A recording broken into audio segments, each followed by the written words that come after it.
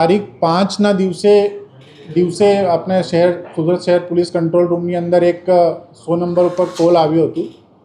આ આખી વિગત એક 100 નંબરના કોલના આધારે ડિટેક્ટ થયેલી છે, એટલે આપણે કહી શકાય કે 100 નંબરના કોલના કેટલું ઇમ્પોર્ટન્સ છે।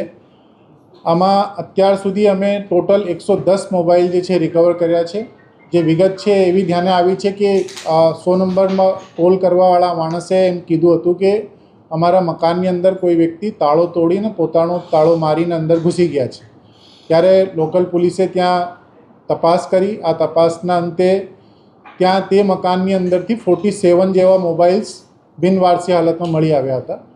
એ મોબાઈલ્સના આધારે લિંબાયત પોલીસ સ્ટેશનની અંદર એક જાણવાજોગ દાખલ કરવામાં આવી અને આ જાણવાજોગની તપાસ અમારા લિંબાયત પોલીસ સ્ટેશનના પીઆઈ દ્વારા હાથ ધરવામાં આવી। જ્યારે બીજી વિગતો ધ્યાને આવી તેમાં આ રૂમની અંદર એક ખાલી ફેનનું જે કવર છે એ પડ્યું હતું। એ કવરની પણ તપાસ કરવામાં આવી। જે તપાસ કરતાં અંતે એક ઇલેક્ટ્રિકની દુકાન ઉપરથી અમને અમુક સીસીટીવી જોવામાં મળ્યા। એ સીસીટીવીઝના આધારે આરોપીઓની શોધખોળ કરવામાં આવી।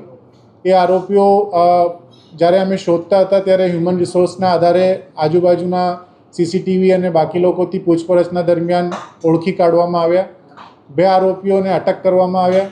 એ આરોપીઓ પાસેથી બીજા 63 મોબાઈલ્સ જે છે એ રિકવર કરવામાં આવ્યા છે અને આરોપીઓની સઘન પૂછપરછ કરતાં બીજી વિગતો ધ્યાને આવી છે, જેમાં એક આંતરરાજ્યીય મોબાઈલ ચોરી કરતી ગેંગ આખી રેકેટ છે એમનું ભાંડાફોડ થયું। એમાં ટોટલ 9 આરોપીઓ સામે આવ્યા છે। જે 9 આરોપીઓમાંથી 2 આરોપીઓ અમારી પકડમાં છે। બીજા 7 આરોપીઓ જે છે હજુ પોલીસ પકડથી દૂર છે, પરંતુ આની વિગતો અમારી પાસે આવી ગઈ છે અને અમે એને જલ્દીથી પકડી પણ લઈશું।